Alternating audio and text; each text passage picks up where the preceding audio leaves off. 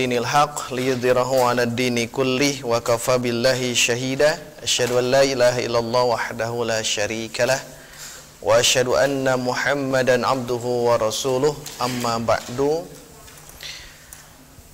Hadirin jamaah Baitur Rahman yang Allah muliakan, insyaallah pada malam hari ini kita akan meneruskan kajian dengan judul yang baru, tema yang baru, setelah kita membahas pertemuan sebelumnya tentang bagaimana keadaan Jazirah Arab dan bagaimana keadaan Arab Jahiliyah. Hari ini kita akan bahas tentang judul baru, Limadza bu'itsan nabiyyu sallallahu alaihi wasallam fi jaziratil Arab. Kenapa Nabi Muhammad diutus di Jazirah Arab? Nah, jadi baru, penting yang ini kita bahas.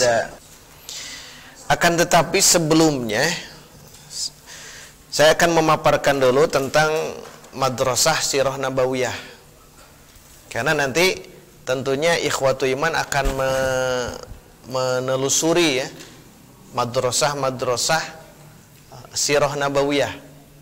Barangkali nanti salah dalam masuk ke majlis taklim, karena belajar madrasah Sirah Nabawiyah itu tergantung latar belakang seseorang yang menyampaikan. Makanya setidaknya dalam buku yang baru saya pegang, Sirah Nabawiyah, ini satu telaahan bagaimana manhaj atau bagaimana cara kita belajar Sirah Nabawiyah. Dan disebutkan juga ternyata ragam corak tentang madrasah Sirah Nabawiyah. Jadi kalau kita sudah memahami ini, kita akan melihat ada sirah-sirah yang rasanya mungkin terlalu mengagungkan Nabi ya. Rasanya ketika kita baca, ieu mah karasana teh leuwih teuing gitu. Nanti juga kita kering. Nah, ieu teh Sirah Nabawiyah maca kitab ieu teh buku ieu teh kieu gitu, asa garing. Sosok Nabi Muhammad itu kering. Karena kita belum memahami dari awal yang ini. Karena setidaknya kalau belajar madrasah di Sirah Nabawiyah itu tentunya ada manhajnya, kemudian ada apa yang mesti difahami dalam madrasah tersebut. Saya ringkaskan ya. Yang pertama, madrasah Sirah Nabawiyah itu ada yang disebut al-madrasah asy-syi'iyah. Syiah, no iya mah. Jadi nanti akan ada kelompok-kelompok tertentu di Syiah yang mempelajari tentang Sirah Nabawiyah. Jadi nanti kita harus perhatikan bagaimana manhaj mereka gitu. Bagaimana kritikan-kritikan mereka, bagaimana masukan-masukan mereka dalam memahami Sirah Nabawiyah, termasuk karya-karya Syiah. Kayak bisa salah, karena orang Ahlus Sunnah ada yang dibaca buku Syiah, bisa kayak fikrahnya terkontaminasi. Makanya penting untuk kita pahami apa saja yang masuk ke dalam madrasah Sirah Nabawiyah di kelompok Syiah. Bisa kayak teh orang masuk ke kelompok Syiah. Hana saya rajin baca teh, semakin cerdas. Kecerdasannya ya tentunya akan membela kelompok Syiah. Makanya harus tahu tentang madrasah yang begini. Ya ini hanya global saja, saya hanya mengungkapkan. Nanti ikhwatu iman, apalagi para santri ya, nanti terus. Karena seseorang bisa berubah fikrah itu karena bacaan. Bacaan salah kan itu. Nah. Makanya hati-hati dengan bacaannya. Bukan berarti setiap yang baca itu bagus. Maca naon heula gitu. Lamun maca Shinchan, buku Shinchan jadi naon kena. Buku novel, buku yang lainnya, maka harus tahu dulu ya. Ini yang pertama madrasah Syiah. Kemudian yang kedua madrasah falsafiyah. Ternyata madrasah Sirah Nabawiyah itu ada masuk ke dalam filsafat. Nanti ada ulama-ulamanya gitu. Dan mereka itu bagaimana cara menelaah sirah nabawiyah berdasarkan filsafat mereka. Jadi jangan aneh nanti kalau di satu telaahan ada menyerempet ke bidang-bidang falsafah, filsafat. Iya mah gini ngobrol tentang sirah nabawiyah teh. Nah nanti mauqif atau posisi kita nanti ada di mana kalau sudah tahu ini. Kalau kita sudah tahu, oh ini madrasah Syiah membahas tentang sirah nabawiyah, sebatas keilmuan silahkan. Silahkan. Tapi kalau keyakinan tentunya kita ahlu sunnah, berbeda. Termasuk kalau kita ingin mengetahui bagaimana filsafat dalam sirah nabawiyah, baca nukarar itu. Bagaimana kritikan-kritikan mereka, masukan-masukan mereka, plus karya-karya mereka. Karya mereka itu naon wae teh gitu. Kayak orang telaah bagi talib ilmu mah yang suka sirah nabawiyah memang harus seperti itu, ya. Tidak asal baca, nanti bisa digabungkan di mukoron, ya, komparasi, digabungkan kumaha sirahna Syiah, kumaha sirahnya menurut ahli filsafat. Nanti akan semakin luas, ya, pemahaman kita tentang sirah nabawiyah. Tapi tetap anu kudu dikuatkeun nama sirah nabawiyah versi ahlu sunnah eta heula gitu. Ngana lobana nu batur mah kata teh hayang ka ditu heula gitu. Sebab naon ingin beda. Biasana namun hayang beda teh hayang katingali beda cing batur. Ya. Itu yang kedua, ya, madrasah falsafiyah. Kemudian yang ketiga madrasah sufiyah. Ternyata orang-orang sufi yang mereka ahli tasawuf, ahli suluk, mereka juga sama mengkaji tentang sirah nabawiyah. Ini harus kita pahami, harus kita hati-hati, ya. Kalau kita takutnya terjerumus gitu. Karena ingat selalu, ya, apa yang kita baca, apa yang kita diskusikan itu akan membentuk pola pikir seseorang. Pola pikir seseorang akan terbentuk. Dan ini memang namanya sebatas pengetahuan tentang sufi, bagaimana kritikan mereka, bagaimana karya mereka, bagaimana manhaj ketika mereka menyusun sirah nabawiyah. Tentunya beda, ya, antara itu. Kemudian yang ketiga, keempat, madrasah istisyraqiyah. Ieu mah rada nuju menjamur. Madrasah istisyraqiyah itu dia madrasah yang membahas tentang sirah nabawiyah tapi istisyraq, mustasyrik. Anda istisyraq teh orientalis. Jadi maksud orientalis orang kafir. Mereka mengkaji tentang sirah nabawiyah, ingin mengkaji. Justru pernah kita jelaskan, justru mereka itu lebih hebat kajiannya gitu dibanding orang biasa. Kenapa? Karena orang-orang istisyraqiyah ini, orientalis ini, mereka betul-betul ingin mengambil sosok Muhammad itu, mungkin bukan sebagai the messenger, bukan sebagai rasul, tapi mungkin dia dari leader, ya, dari pemimpin, bisa memimpin Arab sampai bisa meluas ke seluruh dunia. Istisyraqiyah mah kitu orientalisme. Makanya mereka tuh luar biasa, ya. Tidak bisa kita kumpungkiri juga. Ayo orang mah maca Quran, henteu. Maca hadis, henteu. Maca sirah nabawiyah, komo deui gitu. Makanya kita harus mulai dibangun mulai hari ini, ya, bangun untuk budaya iqra. Budaya iqra itu penting. Iqra tergantung kita posisi di mana gitu, bukan hanya sirah nabawiyah. Karena ini ada posisi sirah nabawiyah, maka kita kaji sirah nabawiyah. Nah, bagi kita misal abdi mah resep bahasa Arab, nah kan dulu resep ngobrol bahasa Arab. Kuasai itu terus. Ya, siapkan tong buku Ustaz Aceng wae.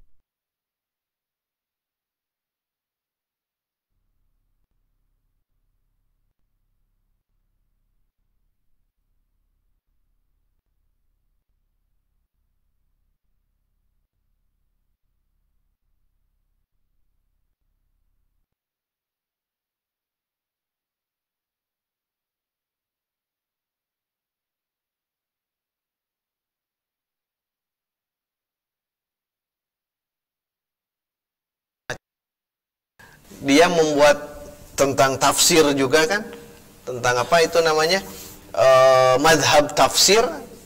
Bagaimana membuat itu kan dengan kecerdasan dia disusun itu.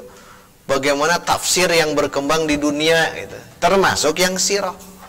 Nah, nanti akan muncul siapa saja orang-orang orientalis yang konsentrasi di sini.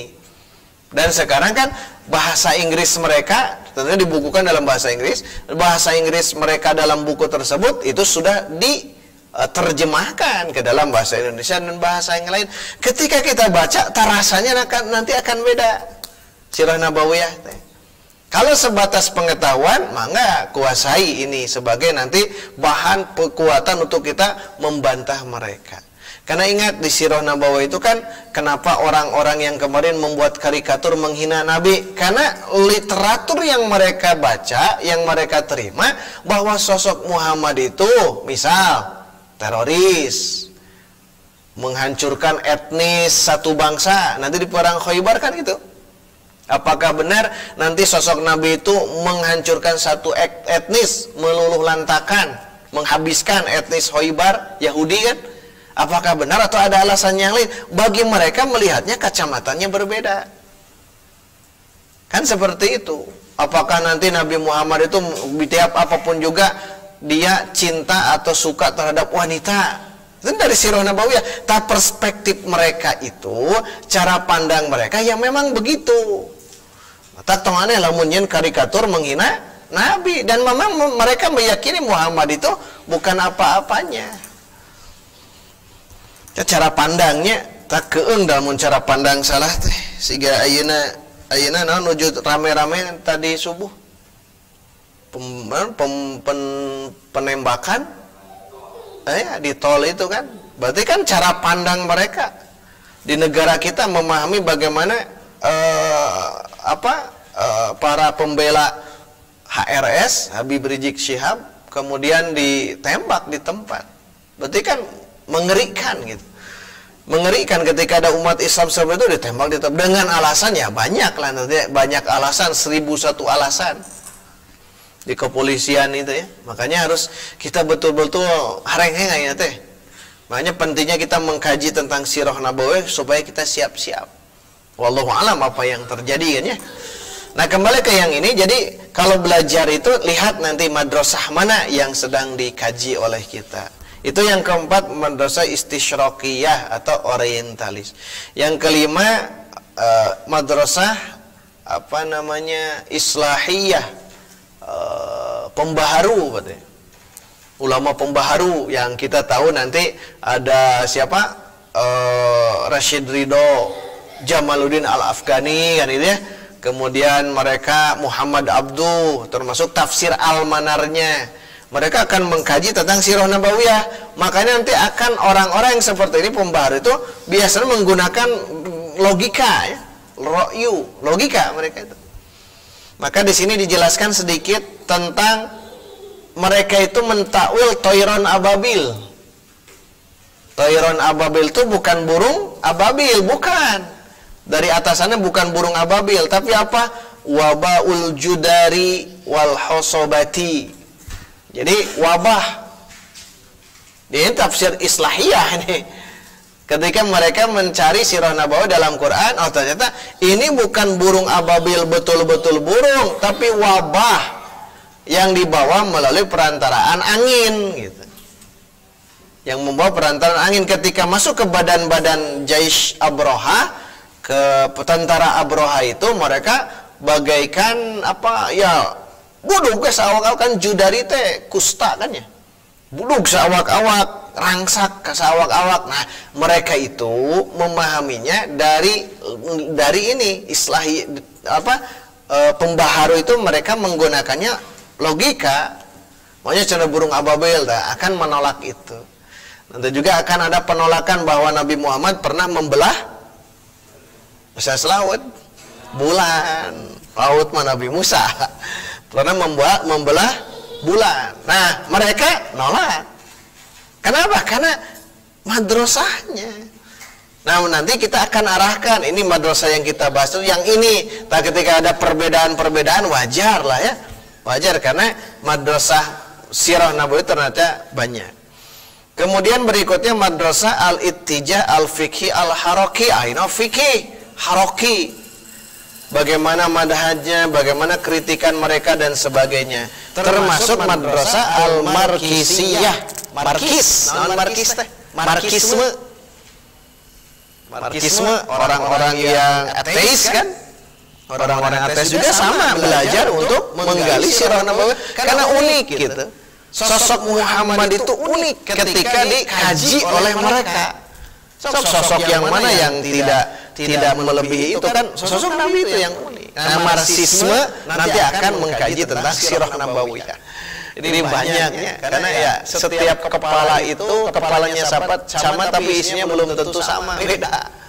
Termasuk di antara kita juga. Nanti yang terakhir ada madrasah tarikhiyah. Nah, ini mah tarikhi, ahli sejarah. Ahli sejarah mengkaji, menggali tentang sejarah Rasulullah. Termasuk sejarah Indonesia itu yang produktif siapa yang sekarang? Yang membuat buku api sejarah. Ada 2 jilid ya. Siapa? Ahmad Mansur Suryanegara. Ahli api sejarah tentang bagaimana sejarah Islam dengan benar perspektif beliau sebagai seorang muslim.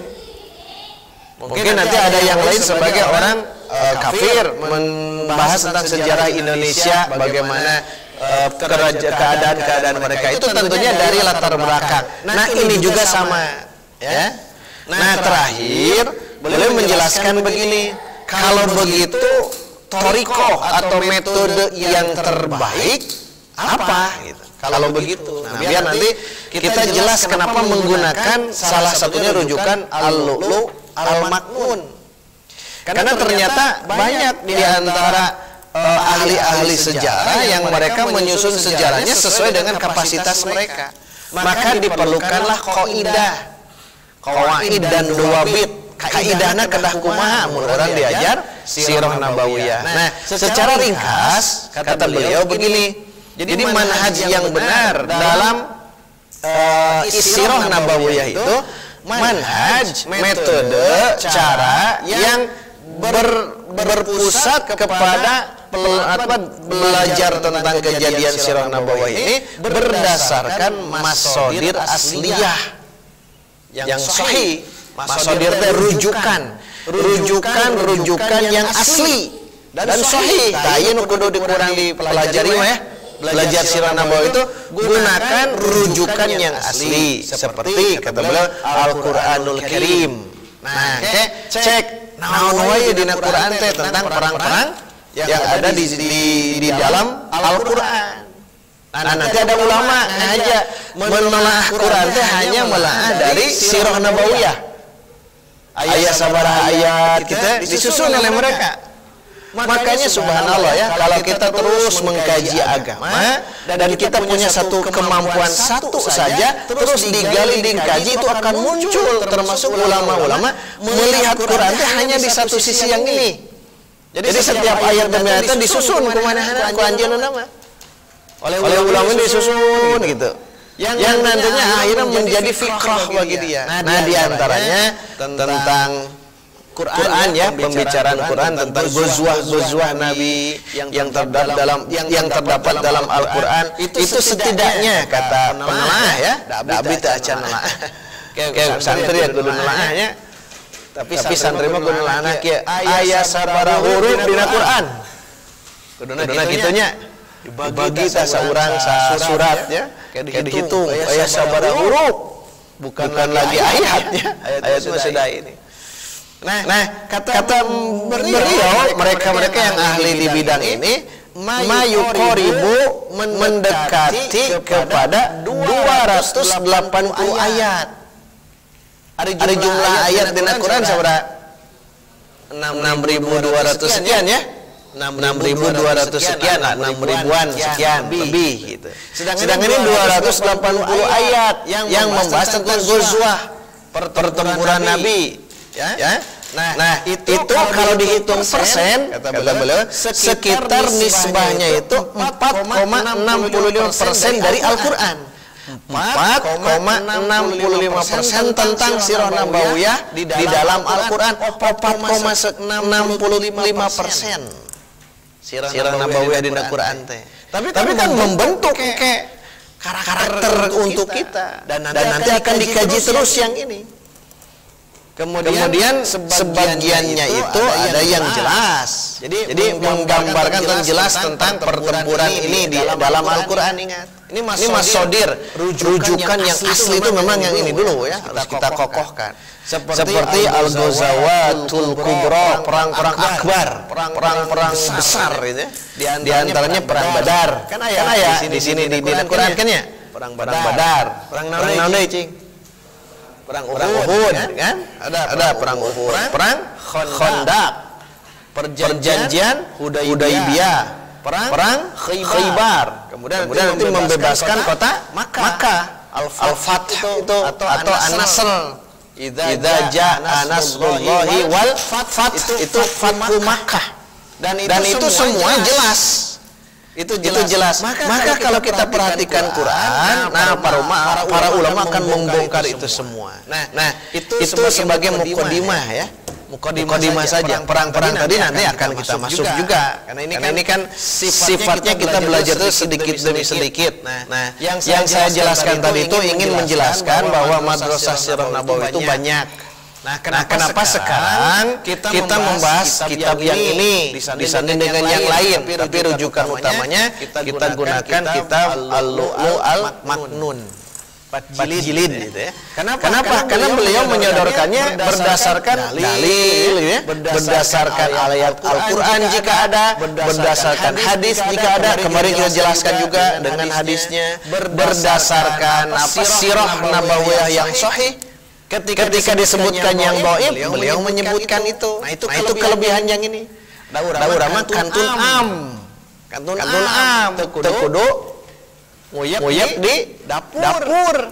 Kan di dapur mah kan capek ya. Harus ini dan sebagainya, masak dan sebagainya, dihidangkan di hidangan di depan di meja makan. Kita mah tinggal am. Kan banyak orang yang anu alim am gitu. Kenapa tidak mau am? Kaiji telapar merenya satu lapar. Nah, maksudnya apa? Tidak lapar. Perlu butuh pelajaran sirah nabawiyah batak telapar. Nuka dua lapar. Ngan bingung ya kudu kumaha gitu. Bingung teh meureun lamun wadah-wadahna leuk lamun di hotel kan bingung meureun teh kumaha model lagi begitu. Makanya kita harus belajar untuk yang begini, tinggal am lah nu kieu mah.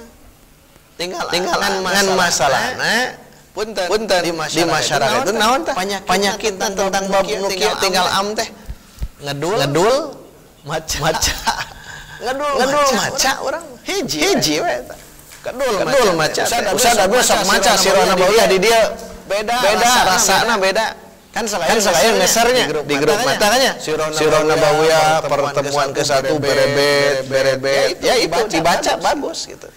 Dan harusnya rujukan langsung ke buku karena buku itu akan terus teman sejati itu buku tidak pernah marah tidak pernah ini tapi terasa kalau kita baca buku akan tenggelam di dalam lautan ilmu itu. Nah, kembali ke sini hadirin iman, kita mengkaji ini karena di antaranya ya salah satu rujukan memang bisa jadi rujukan yang utama termasuk sirah nabawiyah karya-karya yang lain.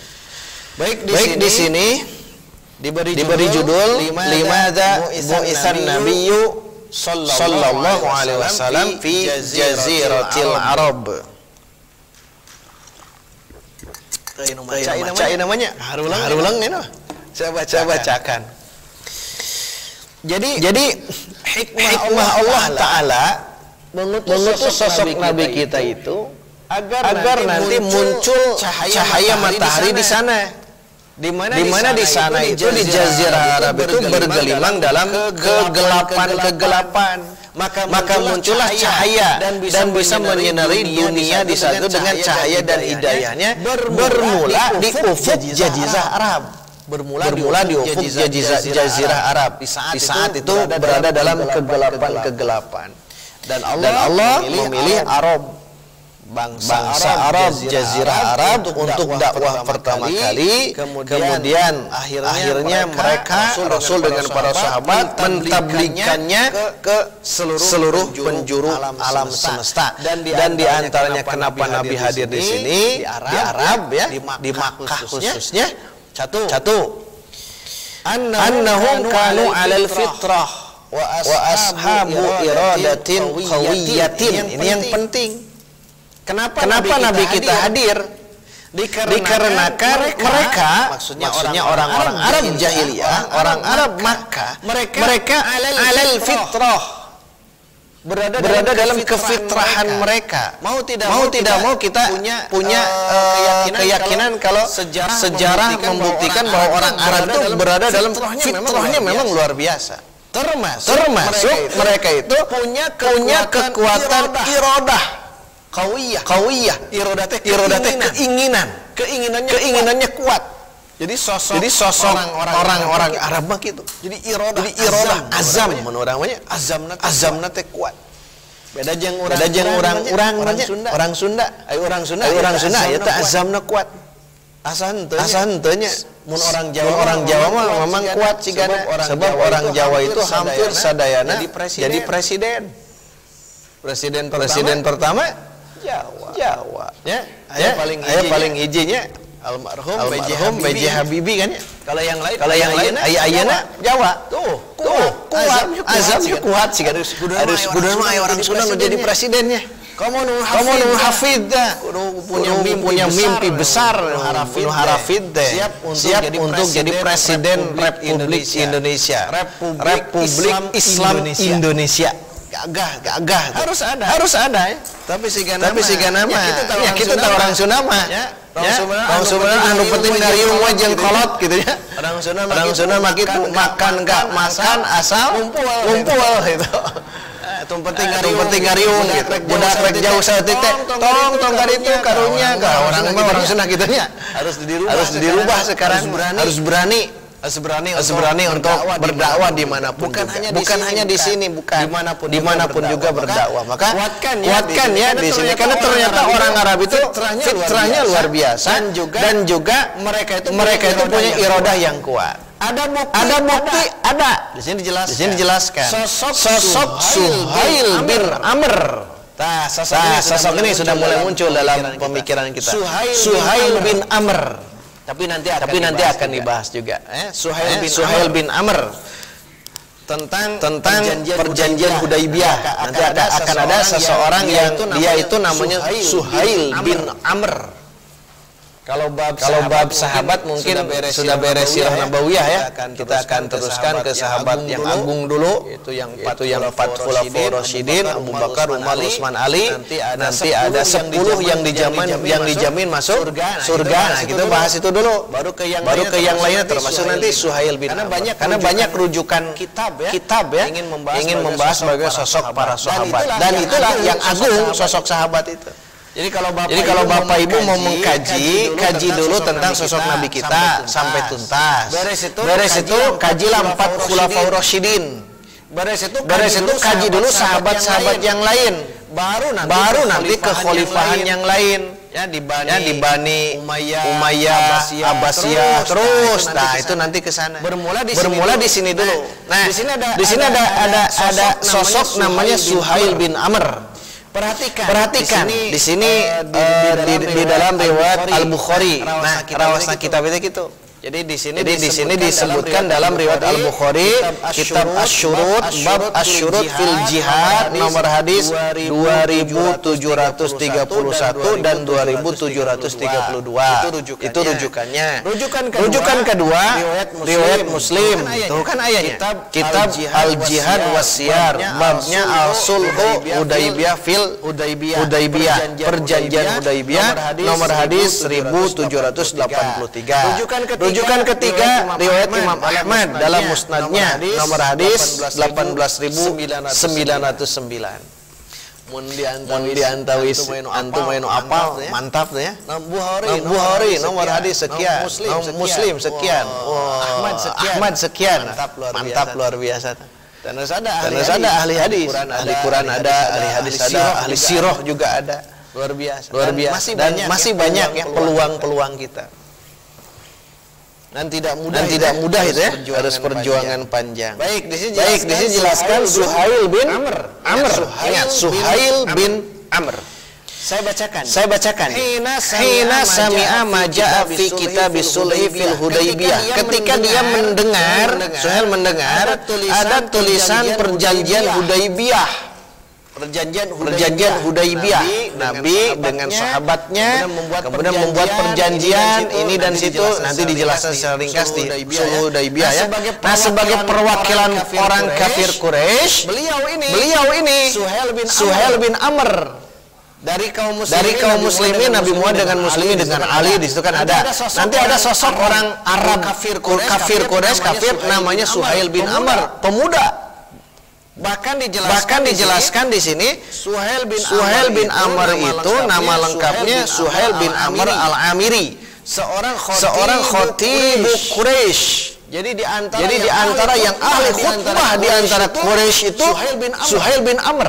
Jadi khutbahnya itu membuat orang itu terkesima gitu. Mantap gitu khutbahna. Siga cenah khutbahna atau ceramahnya Soekarno cenah. Beta sajaman ya. Cenah mah bisa memukau gitu. Nah, Suhail bin Amr itu khatibu Quraisy. Jadi di antara khatib Quraisy, fasihuhum yang paling fasih bahasanya. Bahasanya fasih Suhail bin Amr itu, dan juga wamin asyrafihim, orang yang terpandang di antara bangsa Quraisy. Maka tidak aneh jadi perwakilan bangsa Quraisy ketika terjadi perjanjian Hudaybiyah. Dan diberi gelar Abu, yaitu Abu Zaid, dan dia itu orang yang terpandang. Itu Suhail bin Amr. Suhail bin Amr. Tapi saya jelaskan sedikit. Nanti beliau masuk Islam. Ya, nanti beliau masuk Islam. Kapan? Ketika Fathu Makkah. Lama ya. Perjanjian Hudaybiyah dengan Fathu Makkah. Berapa lama? Di Makkah dengan nanti pembebasan Makkah. 9 tahun kemudian Nabi setelah di Madinah. Berarti kan lama perjalanan Suhail ini. Tapi beliau aslama yauma fathi Makkah. Masuk Islam ketika pembebasan kota Makkah. Berarti 2 tahun sebelum Nabi wafat. 2 tahun sebelum Nabi wafat, Suhail bin Amr masuk Islam. Berarti kan bermula sama dengan Nabi hanya 2 atau 3 tahun saja. Tidak lama. Berbeda dengan sahabat-sahabat yang lain. Ternyata wahasuna Islamnya mantap. Jadi walaupun di akhir kehidupan Nabi 2 atau 3 tahun sebelum Nabi wafat, ketika beliau masuk Islam, keislamannya mantap. Cing ada orang Islam nanti iraha keneh. Tiorok. Makanya fikrah ya, pemikiran dalam keberagamaan Islam. Isin orang mun maca. Iya ya, isinanan Suhail tadina bergelimang dalam kemusyrikan, kan maka mah musyrik itu teh. Berada dalam kemusyrikan, tukang nyembah patung kamari, saha pembawa patung teh perintisna Amr bin Luhai al-Khuzai, bangsa Khuzai. Amr bin Luhai teh mangkelukna nya. Nah, Suhail itu kan penyembah tapi ketika Fathu Makkah masuk Islam. Dan ternyata Islamnya luar biasa. Nanti di sebelahnya saya bacakan. Dan beliau wafatnya itu nanti di kasus atau di peristiwa taun teh. Nah, siga enak corona. Ini taun amwas teh. Jadi beliau meninggal di sini. Terkena taun. Meninggal. Jadi ingat meninggalnya seseorang karena wabah. Mudah-mudahan jadi syahid. Dan jangan jadi kita merasa aduh sieun keung tong sieun tapi jangan sombong. Makanya ya standar protokol kesehatan kita lalui. Tapi jangan sampai kita akhirnya segala sieun jadi kaditu sieun tungtuna ngerem di imah ternyata orang maotna ku misal ku penyakit nu di imah misal husnuzon saja kepada Allah ya. Ada yang terbaik karena ini gaib. Karena ini gaib. Virus itu gaib. Lamun orang dipikir-pikir dah teu bisa nanaon orang mah. Paling bagaimana caranya? Auzubillah. Gitu saja. Berlindung kepada Allah yang maha dari segala-galanya. Ketika kita negatif, alhamdulillah bersyukur. Ketika seseorang positif, tinggal bersabar. Ketika Allah takdirkan meninggal, berarti ini bagian daripada syahidnya. Tapi virus corona yang sekarang dibanding dengan tahun amwas di sana sampai puluhan ribu meninggal dan meninggalnya bukan hitungan lama. Jadi ketika terkena langsung di hari itu juga badan mulai memerah terus menghitam baka tingkuk. Virusnya itu luar biasa mewabah di situ. Beliau Suhail bin Amr meninggal syahid. Kemudian sahabat yang lain ada. Makanya nanti tentang bab taun yang ini Imam Ibnu Hajar membuat satu kitab namanya Badlul Ma'un fi Fadlit Taun. Mantap tuh namanya juga Badlul Ma'un fi Fadlit Taun. Ada keutamaan ketika seseorang terkena wabah taun. Makanya sikapi dengan positif ya. Sikapi dengan positif. Tong suudon wae.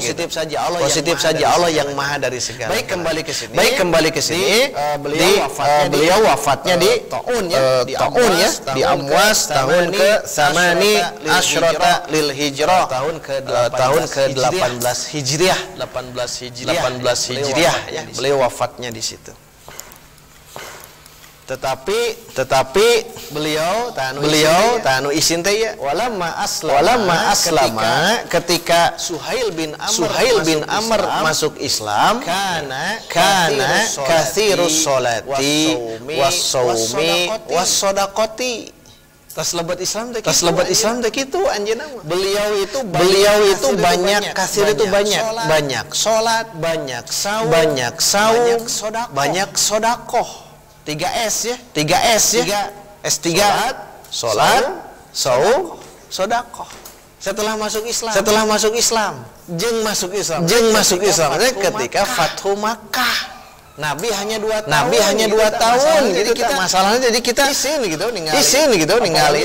Apalagi sahabat-sahabat yang menjadi inspiratif, motivatif yang terbaik itu memang generasi sahabat. Biar bagaimanapun juga kalah semuanya. Baru nanti ke tabi'in, baru ke tabi'in karena luar biasa ya motivasi mereka. Kemudian sifat beliau selain daripada salat, saum, zakat banyak karena katsirul bukai idza sami'al Qur'ana wa ardahu. Beliau tuh banyak menangis Pak Bu. Padahal gagah kan Suhail bin Amr katanya orang terpandang Makkah gagahna luar biasa. Tapi setelah dia masuk Islam katsirul buka banyak menangis idza sami'a apabila mendengar Al-Qur'an. Apabila mendengar Quran, dia banyak menangis. Artinya apa? Tersentuh dengan lantunan Al-Qur'an. Baheula nama punten bedegong. Maksud bedegong kan menentang siapa? Nabi itu. Nabi wae ditentang. Kita buktikannya bagaimana penentangan Suhail bin Amr ketika perjanjian Hudaybiyah. Lihat ini, ketika dia mendengar ada perjanjian Hudaybiyah datang dan ada tulisan kan tulisannya min Muhammad Rasulullah gitu kan tulisannya teu Nabi oleh sahabat Ali kan penulisnya. Sahabat yang lain juga dalam perjanjian lain menulis atau sekretaris Nabi Zaid bin Sabit. Nah, di sini ada tulisan dari Muhammad Rasulullah gitu. Nah, yang berani untuk menolak itu Suhail bin Amr. Suhail bin Amr mengatakan hada nukiyata gitu. Maksudnya mun aya lembaran ya lembaran ini kan perjanjian, kata Suhail bin Amr, hadza ma qada alaihi Muhammadun Rasulullah. Tengaku kami mah maneh mun bahasa da maneh kene nya. Da masih kene belum masuk Islam. Maneh Muhammad disebut Rasulullah, tengaku kami mah. Artinya fitrah tah itu nu kahiji teh. Fitrahnya orang Arab begitu dan mereka punya azam yang kuat. Makanya tidak aneh ketika masuk Islam, Suhail bin Amr azamnya begitu. Sampai nanti, tidaklah saya dekat dengan orang-orang muslim, kecuali saya akan menggantikan dulu ketika di zaman jahiliyah. Lamun pernah itu di jahiliyah, digantikan dengan kaum muslimin dan sebagainya. Itu Suhail bin Amr. Kemudian Suhail bin Amr mengatakan, wallahi, kegagahan, kefitrahan mereka itu di sini. Ini masih dalam keadaan kafir. Wallahi demi Allah, lau kunna na'lamu annaka Rasulullah, andai kami mengakui bahwa Anda itu utusan Allah, ma sadadnaka 'anil baiti, kami tidak akan menghalangimu untuk masuk ke Baitullah. Wala qatalnaka, dan kami tidak akan memerangimu kalau kami meyakini Anda itu seorang Rasul. Takut fitrahnya mereka begitu. Teas memang teas, tapi ketika Allah berikan hidayah, wah toh-tohan kan itu nak. Sosok Suhail bin Amr. Nanti baca lagi di sirah yang lainnya, sosok Umar bin Al-Khattab. Awalnya kan membenci, tapi akhirnya jadi pejuang Islam luar biasa. Nah itu yang pertama. Tos sajam gini, teraskan itu. Karek hiji. Kenapa Nabi hadir? Karena fitrahnya mereka dan azamnya luar biasa. Kebiasaan orang-orang Arab ya, orang-orang Arab jahiliyah. Wias lah do kita busa buluhnya bu, buangnya wias. Ada abdi mah caket di dia. Kedua, qulubuhum kanat sofiyatan. Yang kedua tadi kan irodah, fitrahnya. Yang kedua, kolbu mereka sofiyah, bersih ternyata. Hati mereka itu memang bersih. Ustaz bersih kumaha baheula tukang mabok, tukang tarok, tukang babadog, tukang rarampok kan gitu ya. Sudah kita bahas sebelumnya. Ada dijelaskan kenapa mereka menginginkan melakukan itu dan semuanya, tetap hati mereka itu ada kejernihan. Di sini dibandingkan dengan masalah Romawi. Di saat itu ya, Persia, Al-Hind, Hindia, India. Bangsa Romawi, bangsa Persia, India. Yang saat itu mereka itu memang keilmuan ada di saat itu. Kemudian peradaban ada di saat itu dengan falsafah mereka yang meluas. Jadi mereka itu sudah memang terkontaminasi kolbunya. Berbeda dengan orang Arab. Orang Arab itu betul ternyata ya kalau mau dibandingkan. Kalau orang Arab itu mereka hanya mengandalkan kalaupun rujukan kitab-kitab yang saat itu saja. Orang-orang Arab membuat syair, nah itu jadi rujukan. Kan belum masuk, Injil kan belum masuk ke sini. Apalagi Taurat tidak masuk ke Arab di sini, Arab Makkah. Sedangkan orang-orang India, orang Persia, orang Romawi kan mereka ada disebutkan mereka orang pagan, orang musyrik, mereka orang Nasrani. Berarti Injil ada di situ. Makanya kolbu orang Arab itu sofia, bersih ya. Bersih. Makanya hadirlah Nabi Muhammad. Ketika muncul Nabi Muhammad, memang pertentangannya keras luar biasa.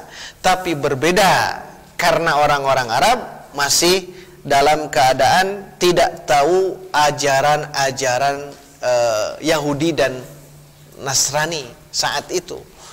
Karena mereka mengandalkan ajaran itu saja. Ajaran-ajaran di saat itu yaitu yang sudah menyimpang dari ajaran Nabi Ibrahim alaihissalam. Itu yang kedua. Yang ketiga, orang Arab itu ternyata mereka itu mun bahasa simkuring petarung sejati lah. Petarung sejati.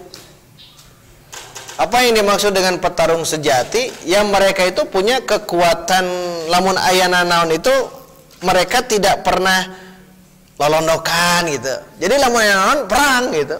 Petarung sejati. La yakhda'una ghairahum, tidak saling yukhadi'un, tidak saling yukhadi'un Allah, tidak saling menipu gitu. Mereka itu memang jadi petarung sejati. Lamun benar, benar. Lamun salah, salah. Perang sekalian gitu. Kebiasaan orang Arab. Makanya tidak aneh. Tidak aneh. Orang-orang Arab itu kan perangnya luar biasa. Ketika mereka berada dalam hal-hal seperti itu. Ini diringkas saja. Termasuk bagaimana kaum Aus dan Khazraj. Yang di sini dijelaskan dalam hadisnya tentang Al-Abbas bin Ubadah bin Nadlah Al-Khazraji. Cara anjeunna ya orang-orang Al-Abbas ieu teh. Ya ma'syarul Khazraj, ya para pengikut para kaum Khazraj, hal tadruna ala ma tubayyi'una hadzal rajul? Ya bai'ah Aqabah, perjanjian Aqabah yang kena. Apakah kalian tahu atas dasar apa kalian berbaiat kepada laki-laki ini? Maksudnya kepada Nabi. Kan ada sebagian orang Khazraj yang ingin berbaiat kepada Nabi. Ditanya dulu gitu. Oleh pemukanya itu Al-Abbas bin Ubadah bin Nadlah Al-Khazraji. Tanya dulu. Arek bahasa orang arek itu marana rek naon? Berbaiat. Maksud baiatan nanti dia sudah masuk Islam dan siap untuk berjuang demi kepentingan Islam, itu baiat. Siga urang baiat di jamiahnya, kan di jamiah gitu baiatnya. Maka mereka mengatakan ya tentu. Kemudian dia mengatakan innakum tubayi'unahu ala harbil ahmari wal aswadi minan nas. Nanti kamu akan membaiat diri kepada peperangan antara bangsa merah dan bangsa hitam. Maksudnya orang-orang itu nanti akan seperti itu. Maka akhirnya orang Khazraj langsung nanya ke Nabi akhirnya.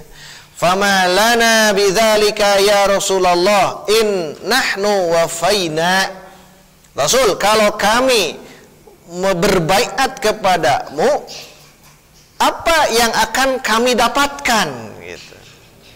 Karena ini nanti kan perang kan ya, ketika sudah masuk Islam ya siap perang, memerangi orang-orang bangsa merah, bangsa hitam, maksudnya orang-orang luarnya, bangsa Yahudi dan sebagainya. Maka ketika minta janji apa yang akan diberikan kepada bangsa Khazraj, maka Nabi mengatakan al-jannah, surga. Surga Nabi itu. Karena sekali lagi mereka itu gagahnya luar biasa, pemberani luar biasa, petarung sejati luar biasa. Akhirnya ketika disebutkan surga bagiana, tanya jadi ibrah kayak orang ya. Cing pak ari orang ke dina tolabul ilmi kia ganjaran naon? Surga. Ini ingin berbaiat kepada Nabi. Kata Nabi al jannah. Qalu, kata orang-orang Khazraj, ubsut yadaka. Bentangkanlah tanganmu. Fabasato yadahu Rasul, maka Rasul membentangkan tangannya. Fabaya'uhu, maka mereka dibaiat langsung oleh Nabi. Kenapa? Janji Nabi apa tadi? Surga. Janji Nabi surga. Dan inilah kebersihan, kejernihan mereka. Hebatnya didinya. Makanya Nabi hadir. Maka sosok Nabi itu luar biasa dari mulai sejak awal. Nah, nanti kita bahas pekan depannya bagaimana keluarga Nabi. Apakah Nabi di bangsa Quraisy itu terpandang? Nah, nanti kita akan tahu akhirnya. Karena tidak mungkin nabi-nabi itu dipandang oleh orang-orang yang biasa. Itu garis keturunannya memang garis keturunan mun bahasa orang mah ningrat. Darahna lain berem.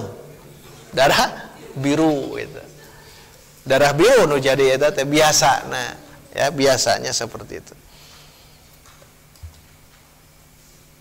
Tuh, yang keempat itu annal araba kanu bima'zilin an adwa'il madaniyati wat tarafi. Orang Arab itu mereka mengasingkan diri, menjauhi diri dari penyakit-penyakit kota. Penyakit-penyakit kota allati yas'ubu ila juha. Jadi kan penyakit orang kota tuh kalau dibandingkan dengan negara yang lain kan ada Persia dan Romawi, itu sudah maju juga peradaban saat itu. Hanya ingat, hanya nanti bandingkan ya, muncul Muhammad sebagai nabi saat itu, justru peradaban saat itu sudah ada. Yang India, Persia dan Romawi itu sudah ada, tapi ternyata mereka ya terombang-ambing dalam kesesatan. Makanya muncul sosok Nabi Muhammad jadi cahaya untuk seluruhnya, seluruh dunia. Kemudian yang berikutnya, annal araba kanu ashabas sidqin. Ainul tadinya orang-orang yang jujur, orang Arab itu amanatin, amanah, syaja'ah, berani, laisan nifaq, tidak ada kemunafikan di antara mereka. Makanya sekali lagi, orang Arab mun teresepte langsung perang, mau lolondokan. Langsung perang, dan perang itu menjadi tasliyah, menjadi ya, kebanggaan mereka. Jadi lamun-lamun itu perang itu sudah menjadi kebiasaan mereka itu ya. Naon-naon perang, naon-naon perang, dan betul itu alasan-alasannya. Kemudian berikutnya sama mirip ya, mereka gagah dalam peperangan. Kemudian mereka juga, orang Arab adalah umat yang tumbuh dalam kebebasan, dalam persamaan, cinta terhadap tabiat mereka, dan izahnya luar biasa. Kemudian di antara kekuatan mereka juga kekuatan fikirnya, dan Allah memberikan fitrah kepada orang-orangnya gitu. Diberikan fitrah si A begini, si B begini, si C begini, dan itu dibuktikan. Di sini di dalam hadis bahwa Abu Bakar contohnya, kata Nabi, arhamu ummati bi ummati Abu Bakar. Jadi di antara umatku ya, yang paling penyayang gitu, Abu Bakar. Jadi yang paling penyayang di antara umatku itu Abu Bakar. Karena terbukti, dan dia kan orang-orang ini orang Arab, bukan Madinah nih, kita bicara tentang Arab Makkah dulu. Jadi orang yang paling penyayang di antara umatku adalah Abu Bakar, satu. Kedua, wa asyadduha fi dinillah, orang yang paling tegas, orang yang paling keras dalam agama Islam saha? Umar, tuh kan dibuktikan. Jadi oleh Allah diberikan mauhib namanya. Jadi berikan ilmu yang tidak harus di ini. Sudah ada karakter-karakter masing-masing. Penyayang penyantun Abu Bakar, orang yang tipikal tegas Umar bin Al-Khattab. Kemudian asdaquha hayaan, rasa malunya yang luar biasa hebat, rasa malunya saha? Utsman tuh, Utsman. Kemudian a'lamuha al-halal wal haram, orang yang paling faqih dalam masalah halal dan haram, yang nantinya oleh Nabi, karena dia faqih dalam fikih ya, maka beliau mengutus ke Yaman. Siapa? Ke Yaman, Mu'adz bin Jabal, kan asli orang Makkah. Mereka itu, makanya ini Nabi ya menyebutkan ini dalam riwayat Imam Ahmadnya. Aqra'uha li kitabillah, aqra'ul Quran. Jadi baca Quran, telaah dan sebagainya, yang hebat di antara sahabat yang lain. Ini bukan menafikan yang lain, bukan. Nabi menegaskan ada kelebihan di antara yang lain. Siapakah beliau?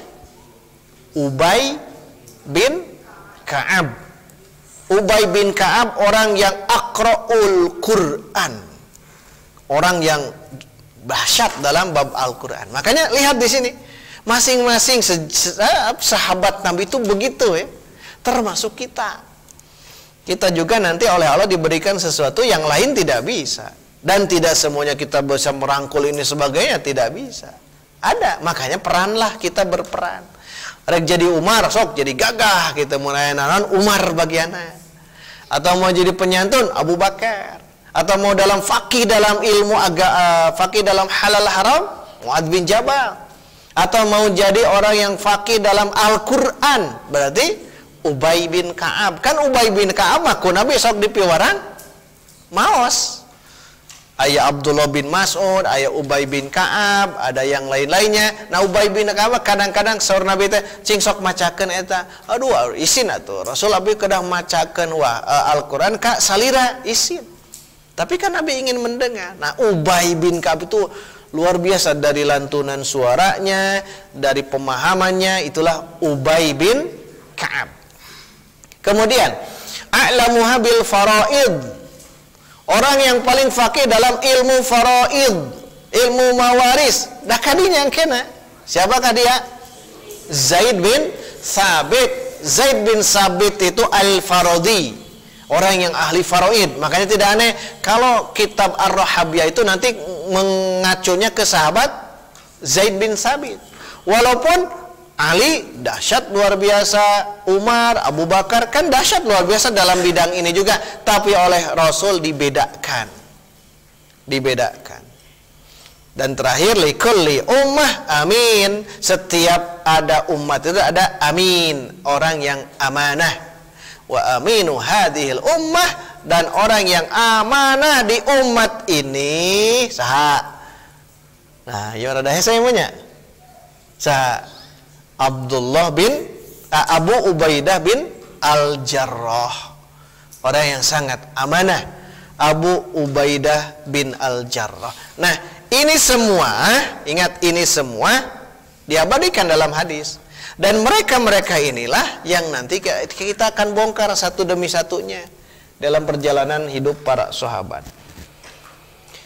Di sini banyak ya kalau disebutkan bagaimana keadaan orang-orang Arab sebelum itu, dan dibuktikan oleh pernyataan Al-Miqdad bin Amr bagaimana Allah mengutus Nabi kepada orang yang sangat keras di saat itu. Dan di situ ada di wilayah fatrah dan jahiliyah, kekosongan wahyu dan jahiliyah. Tapi ternyata sosok Nabi kita bisa muncul, bisa hadir di situ. Maka terakhir beliau menyebutkan ada ayat-ayat Al-Quran yang supaya kita jelas tegas bahwa kehadiran Nabi kita di sana setidaknya ada 3 tugas gitu, yang dititahkan oleh Allah berdasarkan surah Al-Imran 164 dan berdasarkan surah Al-Jumu'ah ayat 2. Dua-duanya sama. A'udzubillahi minasyaitonirrajim. Walladzi ba'atsa fil ummiyina rasulan minhum. Satu, yatslu alaihim ayatihi. 2, wa yuzakkihim. 3, wa yu'allimuhumul kitaba wal hikmah. Nah ini tugas Nabi kita. Tugas Nabi kita setidaknya 3. 1, yatslu alaihim ayatihi, membacakan ayat-ayat Allah. Maka diantara kita yang berperan sebagai orang yang mengajarkan Quran, inilah 2, meneruskan warisan para nabi, mengajarkan Quran, mengajarkan bacaan, mengajarkan terjemah, mengajarkan tafsir. Ini yatslu alaihim ayat. Bukan hanya itu, ingat. Bukan hanya mengajarkan Quran, wa yuzakkihim, mensucikan jiwa mereka, membersihkan kolbu mereka. Tugas Nabi itu. Sebelum membersihkan kolbu dan jiwa mereka, ya Nabi sendiri dulu, termasuk kita juga harus belajar untuk tazkiyatun. Bukan hanya itu, ingat. Bukan hanya mengajarkan diri. Quran. Yang ketiga, yu'allimuhumul kitaba wal hikmah. Ini lebih luas lagi, mengajarkan Al-Quran. Sebelum membersihkan ilmu, wa in kanu min qablu la fi dhalalim mubin. Dan pada keadaan sebelum itu orang-orang ummi, orang-orang Mekah berada dalam dhalalim mubin, kesesatan yang jelas yang nyata. Ini lebih luas lagi. Demikian hadirin ikhwatul iman rahimakumullah. Kenapa Nabi hadir di Arab? Kita tadi lihat dari karakter orang-orang Arab seperti itu, dan ternyata kehadiran Nabi sudah Allah takdirkan di situ. Dan insya Allah pertemuan Senin depan, pekan depan, kita akan bermula dari bagaimana keadaan keluarga Nabi ya. Hadir di Arab. Keluarga Nabi dari sebelum lahir sampai lahirnya Nabi yang nanti nasab Nabi yang mulia ini insya Allah kita akan tahu dan semakin cinta lagi kepada Nabi Muhammad sallallahu alaihi wasallam. Aku qouli hadza wa astaghfirullah li wa lakum. Rabbana atina fid dunya hasanah wa fil akhirati hasanah wa qina adzabannar. Wassalamu alaikum warahmatullahi wabarakatuh. Yang mulia ini insya Allah kita akan tahu dan semakin cinta lagi kepada Nabi Muhammad sallallahu alaihi wasallam. Aku Bilihain patarasan astagfirullah li wa lakum. Rabbana atina fid dunya hasanah wa